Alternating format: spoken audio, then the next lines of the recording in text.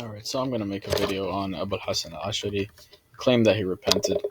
Let's start with the page 342. This is a long one. This might be a long video. Alright, so I wanted to prove a few things about him. Abu Liad, he's an expert on this topic. He did, but I want to refute some of his claims. He's a Salafi, very aggressive Salafi. But he says, he just kind of quotes a Dhahabi, but essentially he claims from time to time, he went to a transition period of which he gradually dropped the kalam and tended towards the saying of Ahl Hadith with Athar, right?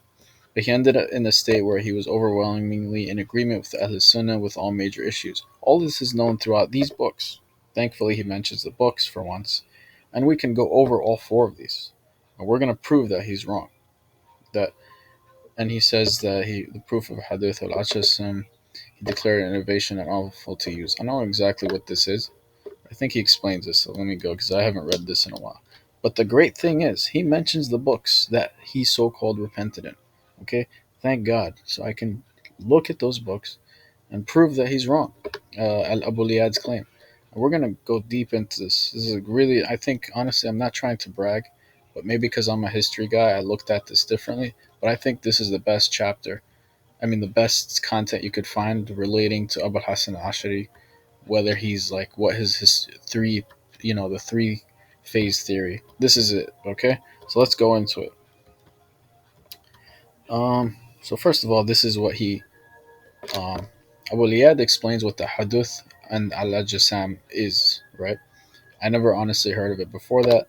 Basically, he says that what they did essentially is try to deny that God is anything physical, right? And by doing this, they said he's not a body, he's not a jawhar, he's not this, and therefore what this leads to is the conclusion that he exists, right? Now, what's interesting is that he says that AbulHassan AlAashari rejected this and calls it an innovation in these later books. The problem is, and I don't know if I missed something, but the book, one of the four books he mentions, which we're going to go over, Risala al-Thaghir, this is written by AbulHassan AlAashari, and I'm going to investigate it. He actually rejects a lot of these contents. So does he really consider it an innovation? I don't know. Let's go into it. This is a Saudi Sheikh, Salafi, and he was a student of Ibn Taymiyyah. He wrote a commentary introduction of this book, Risala Thaghir by AbulHassan AlAashari, and he mentions in him, he seems like he thinks this is his second phase. So this shows you the disagreement between the Salafis.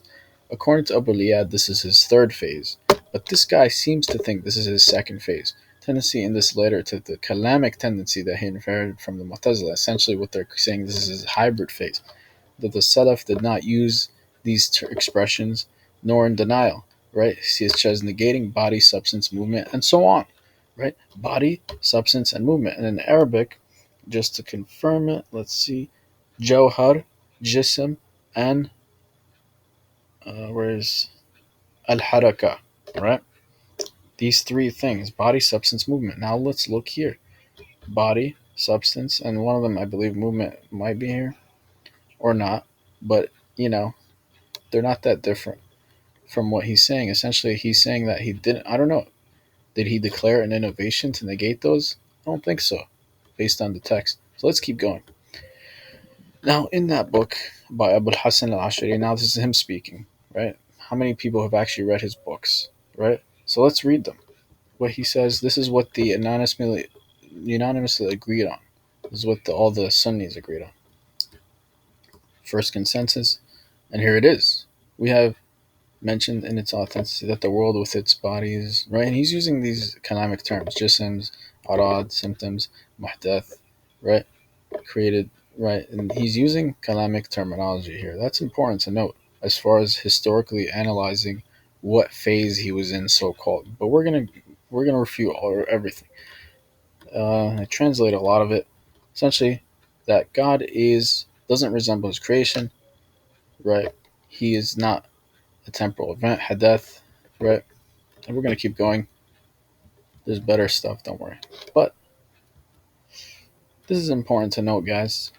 This is another thing that Abu Liyad said in one of his PDF files that I read. He says that the Imams of Salaf condemned a form of ilm al-kalam The ilm al-kalam that he condemned, essentially what Abu Layad is claiming, that they condemn this type of kalam, right? We're using like Greek terms and physics and all that. Um, this type of kalam. But notice the tricky part here, right? And I'll go into it here. He is trying to differentiate between two types of kalam here, the good kalam and the bad kalam. The truth, here's the truth that the Salafis will not admit, that Al-Barbahari and Ahmed ibn Hanbal, and I have it proven in this book if you want, I can make another video on it, they condemn all types of debating, quarreling, all types of kalam.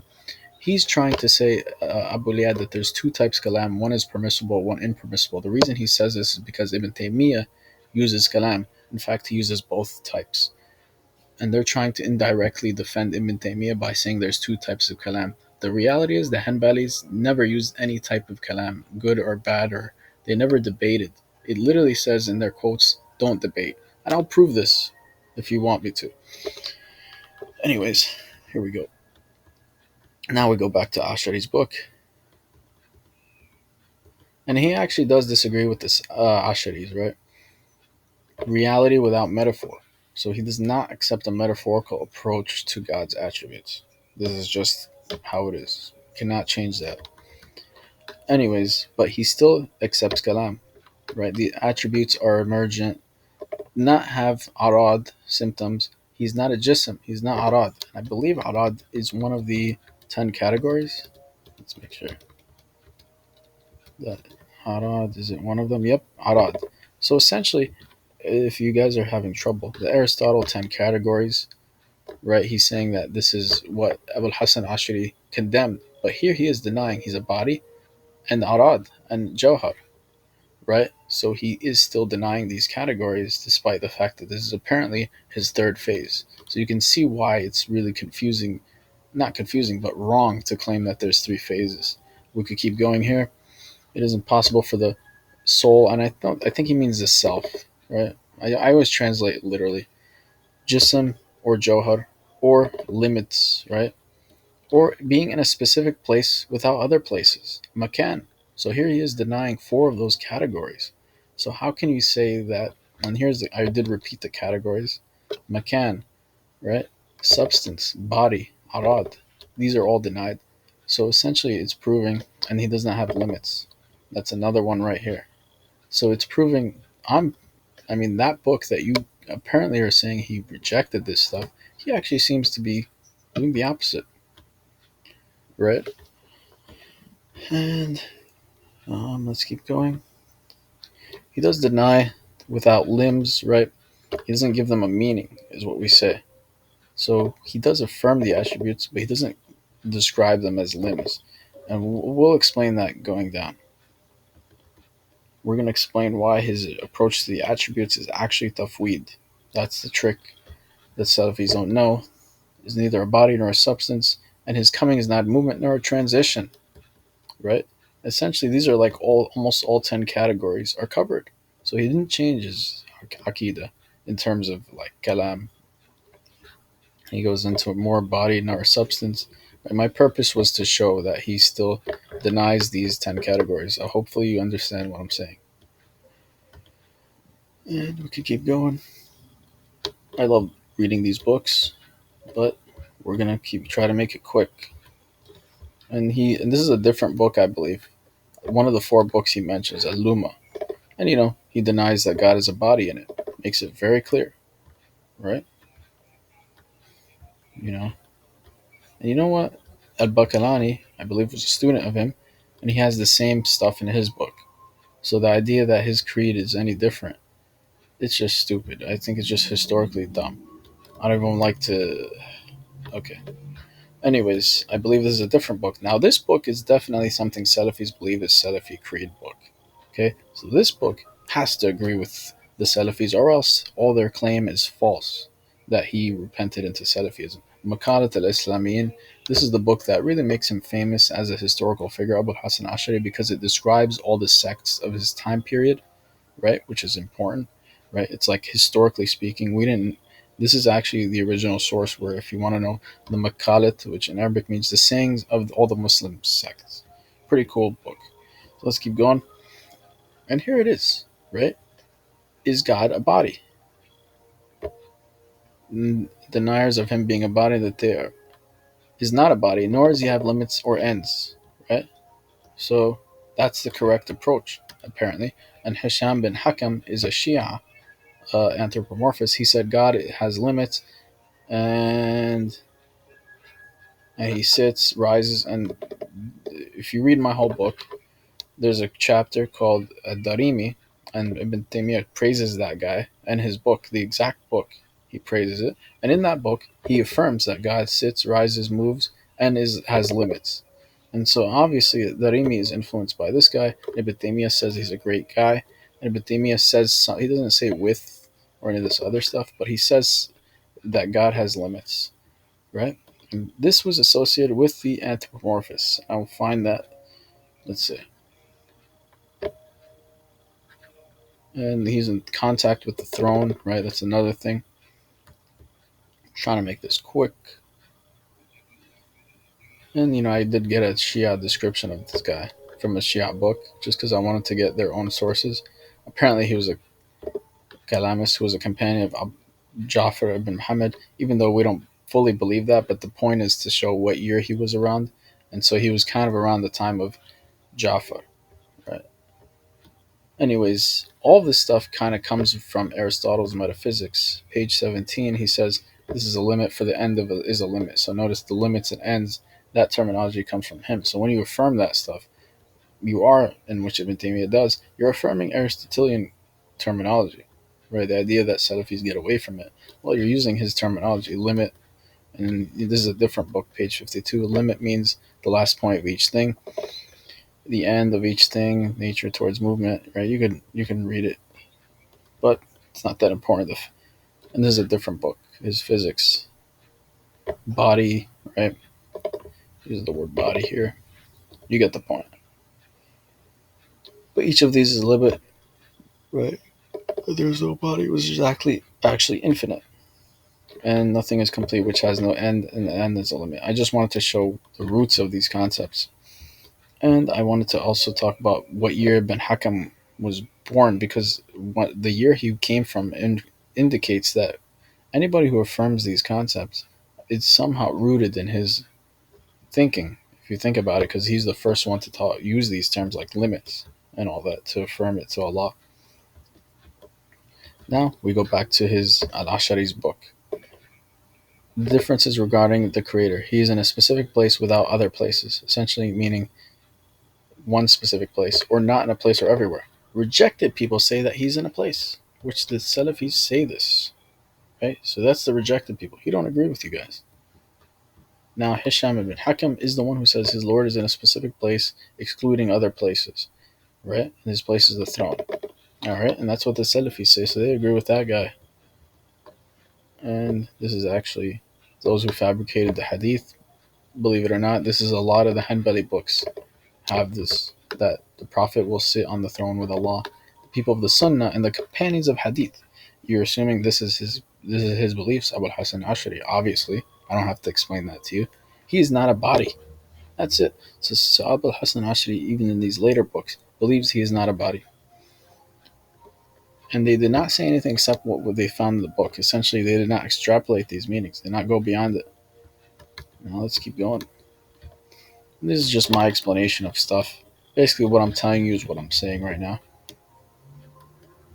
And this is what he says the Hadith, people of Hadith say. We did not say anything about that except what God said. Essentially, they don't go deep into it, right? They are attributes of God. And there are some important quotes we will come across soon. Alright, let's find it. Alright. And look, obviously he disagrees with metaphor. They deny it. So that actually is a problem, right, for the Asharis in some way. He's saying that the Mu'tazilites used to take it as a metaphor, and he categorized that as denial, AbulHassan AlAashari. So he would have rejected the metaphorical approach. And let's see. Okay, I don't know if I quoted something important here, but maybe we'll come back to it. All right, here we go. And I just wanted to go into what did I quote here. So now there's a book written by Ibn Hasakir. Famously, the Salafis love quoting this because this book confirms that he wrote the book Al-Ibana. And I just want to go into his description, right? Basically, he says, AbulHassan AlAashari, here's a really important quote, guys. This is from Bin Furak, and I talk about him in my book. Bin Furak lived about 20 years after AbulHassan AlAashari. He was the most authoritative person when it comes to the history and biography of AbulHassan AlAashari.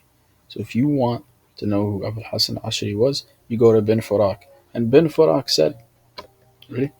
He moved from the doctrine of Mu'tazila to Ahl Sunnah, two phases. If you want to believe that AbulHassan AlAashari has three phases, well, you cannot. There's no. It's so hard. I hope this makes sense to you guys. But this guy is the authority of him. He lived 20 years after him. He wrote all the. He's the one who collected all his books. He put all the effort into knowing who he was. There's no other source about his life, AbulHassan AlAashari, that comes. Yeah, not even that come close to him. I don't even know how many other sources there is of him, let alone one that comes close to the description. If you believe he had three phases, then what's your source of information? Is there another book written at that time period that says it? Probably not. And I'm going to show you why they're wrong about that. But essentially, the guy who's the foremost authority on AbulHassan AlAashari's life says there's only two phases. That's it. There's really no debate after that.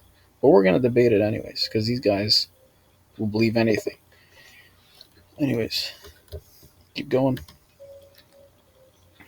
And I believe Ibn Taymiyyah is the one who introduced this idea, because the only people who talk about three phases are his two students, Ibn Kathir and Ibn Imam al-Dhahabi. My theory, maybe he mentioned it in a lecture and it's not written somewhere. That's why I couldn't find it in any of his books. Maybe he said it in a lecture and Ibn Kathir and Imam al-Dhahabi wrote it down. That's my only way to explain it, right? Said in his book, which he called Al-Ibana.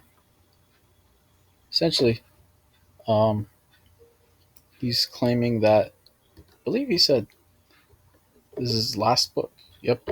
He's the first person to say Alibana was his last book. I don't know anyone else who said that.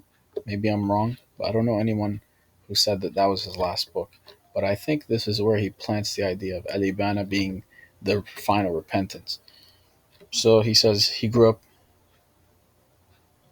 Interestingly, even Ibn Taymiyyah says that he has two phases, right? AbulHassan he grew up in Mu'tazila for years, debating it, then retracted and declared the misguidance of Mu'tazila and exaggeratedly responding to them. Oh, okay, so this is where he says three phases, yeah.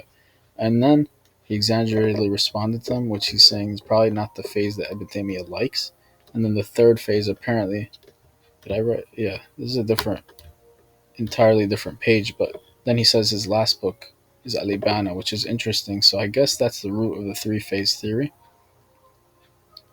Now Imam Dahabi is the only first one to really say three phases, right? And he was a Mu'tazilite, then repented, and he was kind of in between, right? The Ahl al-Hadith.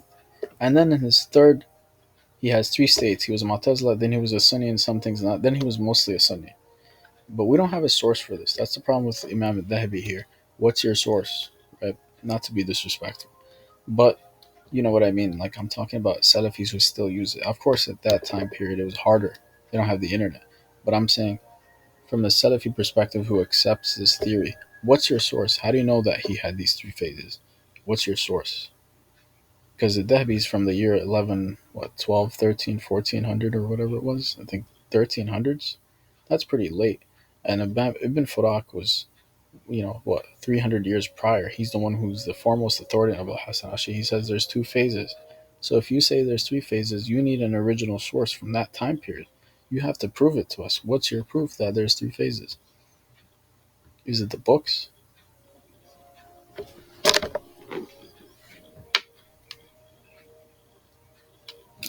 Right. So, anyways, this is Ibn Kathir, who also mentions three phases. First, he was a Mu'tazila. Then he retracted. Second phase, affirmation of the seven rational qualities and metaphorical interpretation of the attributes. Here's where we refute them. Third phase, affirming all of that without conditioning, or resemblance. So here's why this is not. Look, he says in the second phase he took metaphorical interpretation. Well, we looked over three of his books right now, didn't we? Did he do metaphorical interpretation? Nope. He rejected that in all of those. So essentially, what you're saying is that his third phase, it actually contradicts the Dehbi, right? His third phase is affirming everything, right? Which we saw that in the books we just looked over, he affirmed everything. He did not take a metaphor. But here's the problem. Dehbi says that in his third phase, look, in his second phase, he's a hybrid of Mu'tazila and Ahl Hadith. But we saw that he's still using the language of the Kalamists in these books that we just went over. We're denying that he's a body and whatnot. So that would be more considered a hybrid of Ahl Hadith, right, and Mu'tazila in a way. But you're saying that when he went to his third phase, he just completely went with Ahl Hadith, right? Even though this book is, this guy is saying that his second phase is when he went metaphorical. His third phase is affirming. So that would mean that his third phase is when if we were to take this as the truth, that means that his third phase, the books that we just looked at, is his third phase. And he still uses Kalamic language. He still denies that laws of body and direction and all that stuff. You understand? It's hard to explain it, but basically, you just got to think on it, what I'm saying. I don't know how else to put it. Right, and this is Ibn Uthaymeen. He's the 21st century guy. He's the first one to really go deeper into it. The first three stages of belief. I don't know anyone else who mentions the three stages, so I'm quoting all three of them. He says the first stage, Mu'tazila, of course. Second stage between, right? He goes deep into it. Essentially, he was in between. I think Ibn Qayyim might be another guy who mentions the three phases. Anyways, the third stage is embracing the doctrine of Ahl Sunnah. And when he wrote Al-Ibana, so this is the first guy to say that Al-Ibana was his third phase, which is interesting. But let's keep going. Second stage, yeah, here it is. He says the second stage is when they took metaphorical interpretation regarding the attributes. So he's saying that that's the second stage, which means that Al-Ibana is not the only third stage book, because he affirms the attributes in Makat al-Islamiyin and Risala Thaghir. Those two books, he affirms the attributes. He does not take a metaphor. Therefore, according to these categories of Ibn Kathir, that was not his second stage, because it's not a metaphor. Hopefully you follow what I'm saying. And wait. And he's saying this Ashari's we ascribe to his second phase where he took metaphor. But he didn't do that in those books we just went over. Right? So, keep going. Don't worry, it's more interesting. And now he goes to Al-Ibana. Interestingly, starts quoting it. Wait, I'll try to get you guys to the next point that I'm trying to make. Alright, let's see. Let me just pause it. Oh yeah. Essentially this is from Ibn Asakir, right? The first guy we quoted who described AbulHassan AlAashari. He said he's not one of the first mutakallim of the Sunnis, right? And he merely, he was not the first to establish the madhab of being a Sunni who uses kalam, right? And this is true, but I don't need to go over this. It's not that important to what we're talking about. Now, here's the part that really, really disagrees with the Salafi, and they're not going to like this part. It says in Tabakat Hanabila, it's basically a biographical book written by the Hanbalis for the Hanbalis. It says Ashari entered Baghdad, he came to Al-Barbahari, and then he showed him the book Al-Ibana. But guess what? Al-Barbahari did not accept it from him. That's really important. Al-Barbahari was the leader of the Hanbalis at the time. So how is it Salafi creed if the leader of the Hanbalis rejected it? Right, Al-Ibana. That's pretty important if you really think about that. And some other guy, Ashari guy said, look, this is when he entered Baghdad, meaning that it might not have been the last book he wrote, because he still did not appear in Baghdad until he left from there. So we don't know how long that is. Right? That could be late in his life for all we know. Anyways, that's pretty important if you ask me. That Barbahari rejected it, and I did go into that. That shows you that they didn't all agree on that. So why are the Salafis using Al-Ibana and saying this is Salafi creed? And here's why I think he rejected it, by the way. Because the book Al-Ibana uses rhetoric, and Al-Barbahari was against rhetoric, and I go into that in my book. So if Barbahari is against rhetoric, and Al-Ashari is using rhetoric, then obviously that's why he rejected it. Anyways, let's go into the actual book Al-Ibana, right? Uh, this actually disagrees with Ashari's. He does say, when you supplicate to his ward, you go towards the heights, right? And so essentially he's saying that he's high up, right? Now we keep going. Let's keep going. But in another book, he did describe the six directions as one of the beliefs of the anthropomorphists, right? Because he says these are the beliefs of the people who believe Allah is a body, Mujassima. Creator is going in six directions, above and below, right? So the problem with you have to understand that Abu Bakr al-Bakalani is a student of AbulHassan AlAashari, so we assume they have the same creed, right?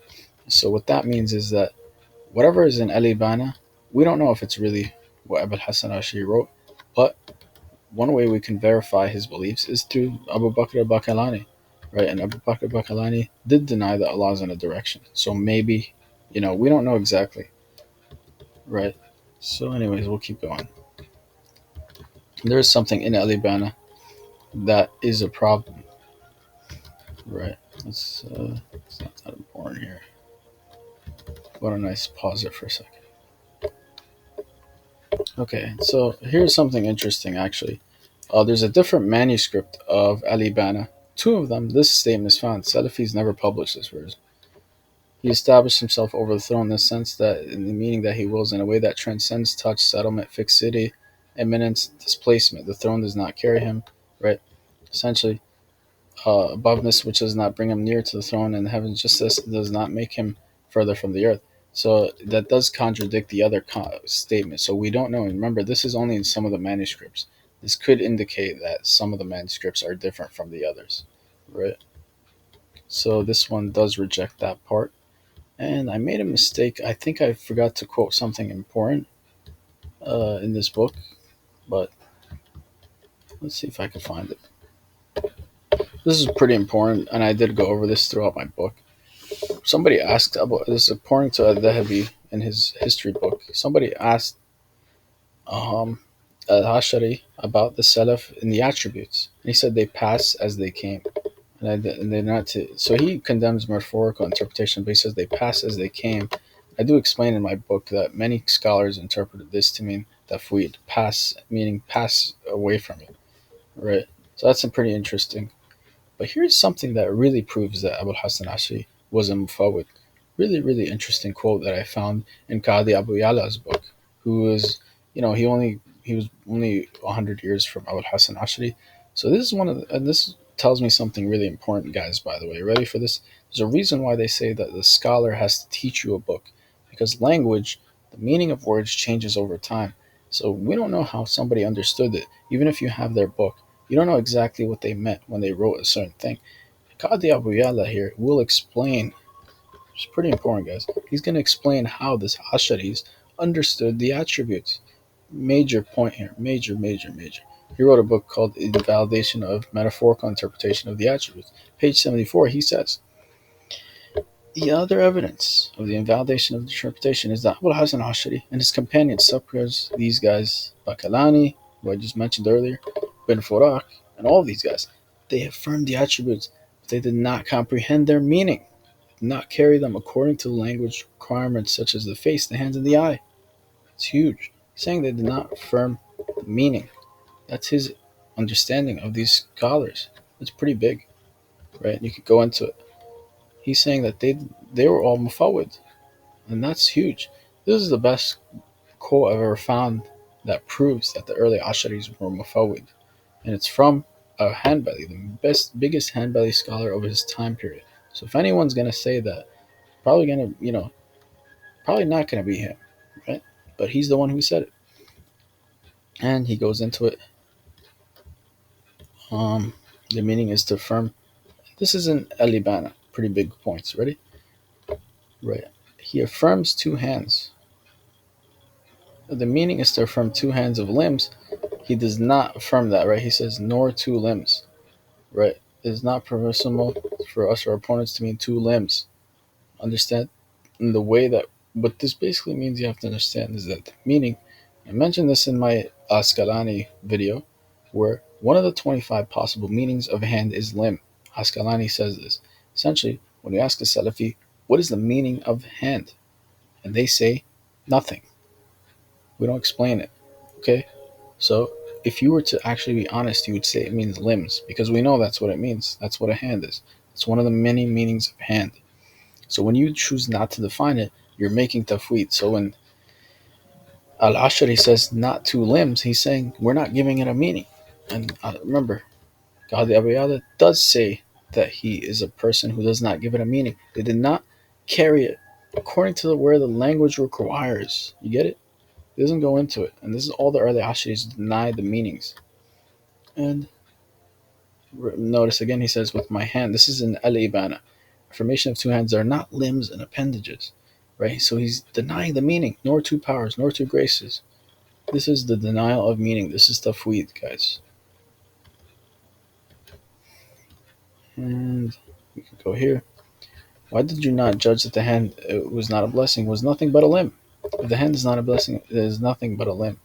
Right? And this is an argument they use. And notice how he's using rhetoric, AbulHassan AlAashari. This is why I think Barbahari rejected it. Is that the early Hanbalis did not use rhetoric. Right? He says, they're not limbs, nor are they like hands. You get it, guys? All right. So he chooses not to give it a meaning. Now here is Ibn Taymiyyah saying something similar to what? He's saying that his opinion is different from AbulHassan AlAashari. This is a major quote. Ready? He neither, and this is from Ibn Taymiyyah, right? Ready? He either intends the meaning that the scholastic calamists who affirm the attributes, these are attributes of meanings, safat min, just like in the statements of Al-Ashari. So he's saying that Al-Ashari disagrees with the way that Ibn Taymiyyah affirms the attributes. Major point, guys. They call these sifat minawiyah, which means that we just accept them as meanings. It's like a type of tafweed. Or he intends that they are tangible, right, which subsist in themselves. If the first meaning isn't, let's keep going here. I want to make it simple for you guys. With the meaning that he called as parts and portions. So these attributes are subsisting in themselves, and has been known as the creature is not like the creation, even if they are tangible. And I've read Ibn Taymiyyah's book. He affirms that God has tangible attributes. Ayan, concrete, that's what this word means. Right? And so he's saying that the Asharis did not affirm it that way. They affirmed Sifat Manawiyah. So he is actually saying outrightly that he does not agree with AbulHassan AlAashari on how he approaches the attributes. And Qadi Abu Yala makes this clear as well. I don't know how else I can make it even clearer than that. Right? It's them saying it themselves. And here is what AbulHassan AlAashari says, that the face of God is neither God nor is it besides him. It is a description of him. Right? And so I think this is him trying to essentially explain what Sifat Minawiya are. Alright. And Al-Ashari does say this. We do not say anything about the except what God has said. You understand? So we don't go deeper into it. And this is important. Al-Ibana. Are you ready for this one? Pretty major. He actually negates physical descriptions, right? Istiwa without measurement of settledness. So essentially he's saying it's not something, essentially he's denying the meaning for it. Istiwa, we don't, and let me find 1 second for you. Right, we'll find something else. 1 second. This is important. Ready? How does God descend without movement and transition? So notice even in Al-Ibana, which is supposed to be his last book, where he's supposed to be a Salafi, he still negates these physical descriptions without movement. غير حرك انتقاء. This word transition, انت 1 second. I believe it's pronounced wantakal, right? But essentially, without haraka, right? This means movement. This is what the Kalamists used to deny. So him using Kalamic language, Salafis reject that. And that's in Al-Ibana. That's pretty important, I think, right? To mention. And we can keep going. But you get the point. And I don't know if is this Al-Ibana? Okay, so this is another Al-Ibana quote. He is on istiwa and is a throne free from subjugation and limits, right? Pretty important, no tahdid, and that is a more of a calamist way of looking at it, right? He has face and eyes with near condition or limitation. Limitation can sometimes mean definition. We do not define it. Interestingly, he does mention Alibana, somebody calling him a polytheist, well, whatever. I didn't want to go into that, but you get the point. I think I made my point, right? That it's pretty clear that there's only two phases. I don't think there's enough evidence to claim that there's three phases. If anybody disagrees, please respond.